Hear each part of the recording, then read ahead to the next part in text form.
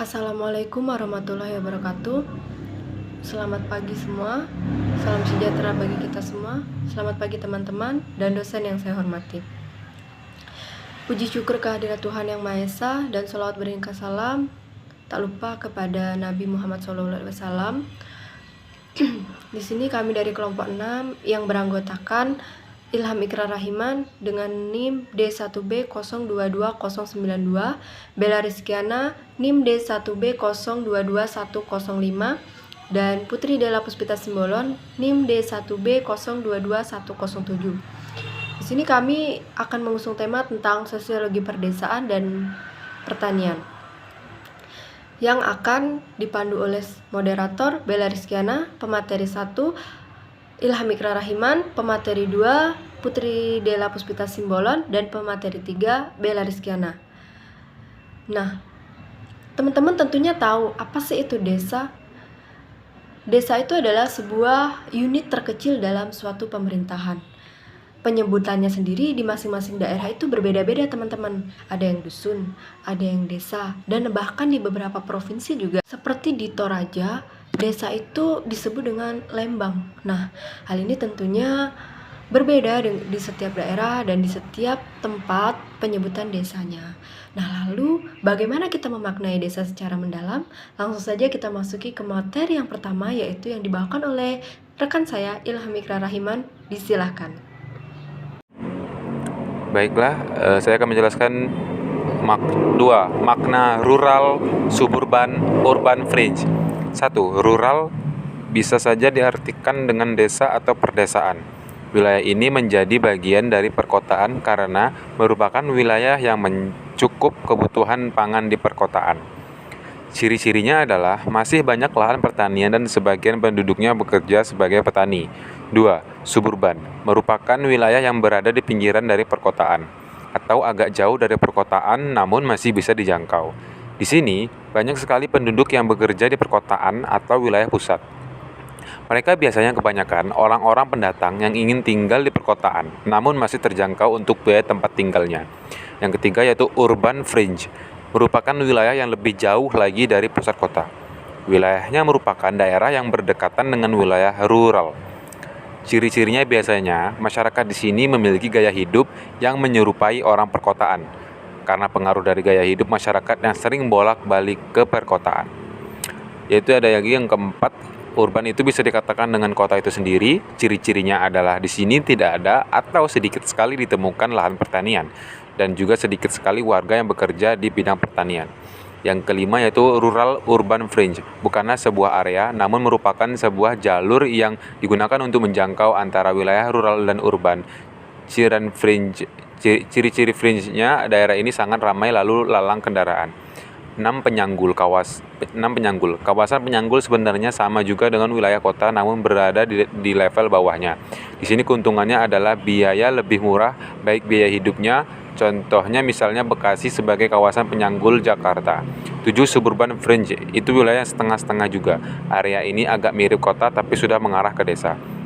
3. Masalah pokok yang dihadapi masyarakat desa. Masalah sosial dapat dikelompokkan menjadi 4 jenis faktor, ya ini antara lain 1. Faktor ekonomi, kemiskinan, pengangguran, dan lain-lain. Yang kedua yaitu faktor budaya, perceraian, kenakalan remaja, dan lain-lain. Yang ketiga yaitu faktor biologis, keharusan makan, kependudukan, mempertahankan diri, dan lain-lain. Yang keempat yaitu faktor psikologis, penyakit saraf, aliran sesat, dan lain-lain. 4. Karakteristik desa umum dari Rorschach dan Warren. Menurut Rorschach dan Warren tahun 1962 menyebutkan karakteristik desa sebagai berikut. Besarnya peranan kelompok primer, faktor geografik yang menentukan dasar pembentukan kelompok atau asosiasi, hubungan lebih bersifat intim dan awet, homogen, mobilitas sosial rendah, keluarga lebih ditekankan fungsinya sebagai unit ekonomi, populasi anak dalam proporsi yang besar. Karakteristik yang disebutkan di atas pada dasarnya merupakan karakteristik yang sebagian besar menjadi ciri desa tradisional. Desa masa kini pada dasarnya telah mengalami sejumlah perubahan, sejalan dengan bekerjanya kekuatan eksternal yang mendorong perubahan sosial di desa. Ikatan sosial yang ketat sebagai contoh telah mulai dilihat memudar dan sering munculnya industrialisasi yang memasuki desa. Pada saat ini, desa telah bergerak mencapai tingkat kemajuan tertentu yang kemudian dapat berkembang menjadi kota yang tentu saja dengan ciri yang berbeda. Kelima, yaitu karakteristik masyarakat desa.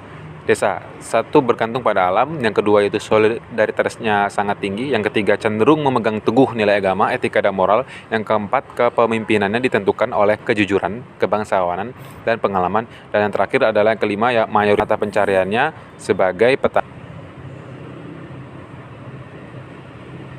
Terus lanjut yaitu makna desa menurut Pitirin Sorikin. Menurut Pitirin Sorikin, desa dapat suatu hal hubungan timbal balik sosial yang dapat dilihat dari beberapa aspek karakteristik, yaitu A. Mata pencariannya, pertanian dan usaha kolektif sebagai ciri ekonomi. Yang B. Ukuran komunitas kecil karena lahan lebih banyak digunakan untuk pertanian. Yang C. Tingkat kepadatan penduduk rendah dikarenakan terkait dengan ukuran komunitas dan luas lahan. Lingkungan yang selanjutnya yaitu lingkungan itu bersifat anorganik, biologi, dan organik. Dan sosiokultural. Yang kelima yaitu diferensiasi sosial dalam hal jumlah variasi dan komplektivitasnya rendah karena penduduknya homogen. Yang keenam yaitu stratifikasi sosial masih sederhana dan perbedaan jarak sosial dekat serta mengelompok pada lapisan menengah dan juga cenderung kaku. Yang ketujuh yaitu interaksi sosial cenderung sedikit. Dan yang kedelapan atau terakhir solidaritas sosial didasarkan pada kesamaan-kesamaan. Selanjutnya akan dilanjutkan kepada pemateri selanjutnya itu Dela. Baiklah, saya akan lanjut presentasi dari rekan saya. Yang kedua dapat kita lihat yaitu makna desa swadaya, desa swakarsa, dan desa swasembada. Desa swadaya adalah desa yang memiliki potensi tertentu tetapi dikelola dengan sebaiknya. Dapat kita lihat ciri-cirinya. Yang pertama yaitu daerah terisolir dengan daerah lain. Kedua, penduduknya masih jarang. Ketiga, mata pencarian homogen yang bersifat agraris. Keempat, bersikap tertutup dan masyarakat memegang teguh adat. Kelima, teknologi masih rendah dan sarana prasarana yang kurang. 6. Hubungan manusia yang sangat erat. Kedua, desa swakarya. Desa swakarya adalah peralihan dan transisi dari desa swadaya menuju ke desa swasembada. Tapi kita lihat ciri-ciri. Yang pertama yaitu kebiasaan atau adat istiadat sudah tidak mengikat penuh. 2. Sudah mulai mempergunakan alat-alat dan teknologi. 3. Jalur lalu lintas antara desa dan kota sudah agak lancar. Ketiga, yaitu desa swasembada. Desa swasembada adalah desa yang masyarakatnya telah mampu memanfaatkan dan mengembangkan sumber daya alam dan potensial sesuai kegiatan pembangunan regional. Dapat kita lihat ciri-ciri. Yang pertama yaitu kebanyakan berlokasi di ibu kota kecamatan. Kedua, tingkat kepadatan penduduk tergolong tinggi. 3. Partisipasi masyarakat sudah lebih efektif. Yang ke-8 yaitu topologi menurut Smith dan Jove. Topologi desa menurut Smith dan Jove dapat dilihat dalam penerapan metode ilmiah ke dalam studi masyarakat pedesaan berdasarkan organisasi dan strukturnya, proses-prosesnya, sistem sosial, dan perubahan-perubahan. 9. Ada tipologi desa menurut Separen. Menurut Separen, tipologi desa dapat dilihat dari beberapa tipe, yaitu desa tambangan, desa yang memiliki kegiatan utama penyebaran orang atau barang di mana terdapat di sungai besar. 2. Desa nelayan, desa dengan mata pencaharian utama penduduknya adalah usaha perikanan laut. 3. Desa pelabuhan, desa yang memiliki hubungan dengan mancanegara, antar pulau, dan sebagainya. 4. Desa perdikan, desa bebas dari pungutan pajak karena diwajibkan memelihara makam raja atau pahlawan.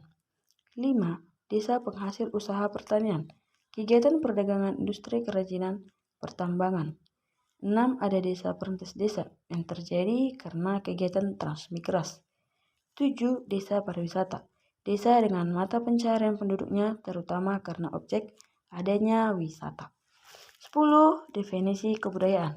Budaya atau kebudayaan berasal dari bahasa Sanskerta yaitu budaya yang merupakan bentuk jamak dari budi atau akal.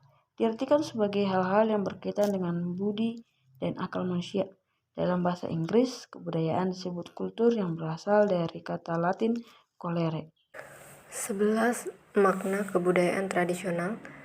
Jadi, masyarakat desa yang dimaksud sebagai masyarakat tradisional dalam pembahasan ini adalah mereka yang berada di pedalaman dan kurang mengalami perubahan atau pengaruh dari kehidupan kota. Ciri yang paling pokok dalam kehidupan masyarakat tradisional adalah ketergantungan mereka terhadap lingkungan alam sekitarnya. Makna kebudayaan itu saja ada pada cara masyarakat melakukan kegiatannya sehari-hari. Sebagai contoh, pada saat masyarakat memaknai kebudayaan tersendiri jika menggunakan alat-alat makan tertentu yang dipakai oleh masyarakat tradisional yang menandakan budayanya. 12. Makna kebudayaan masyarakat menurut Paul H. Landis. Menurut Paul H. Landis, kebudayaan masyarakat besar kecilnya dipengaruhi oleh alam terhadap pola kebudayaan, yaitu 1. Sejauh mana ketergantungan mereka pada pertanian. 2. Tingkat teknologi mereka. Yang ketiga, sistem produksi yang diharapkan. Hal itu membuat kebudayaan tradisional sangat amat tergantung pada pertanian. Tingkat teknologinya rendah dan produksinya hanya cukup untuk memenuhi kebutuhan keluarga. 13. Ciri-ciri kebudayaan tradisional menurut Paul H. Landis. Pengembangan adaptasi yang kuat terhadap lingkungan alam, masyarakat bersifat organis, mementingkan kesatuan dan rasa kekeluargaan, pola kehidupan yang lamban, rendahnya kesadaran akan waktu, praktis, jujur, terus terang, dan bersahabat, tercipta standar moral yang kaku atau tidak ada kompromi. Persyaratan bagi eksistensi pola kebudayaan tradisional tidak hanya menyangkut ke-9 ciri-ciri di atas, melainkan juga harus memperhitungkan kekuatan-kekuatan luar present seperti pengaruh struktur kekuatan tertentu yang mendominasi desa. Sebagai kerajaan yang tersebar di persada Nusantara memiliki pengaruh yang sangat menentukan bagi pola kebudayaan masyarakat desa. Demikian presentasi dari kelompok 6. Saya akhiri. Wassalamualaikum warahmatullahi wabarakatuh.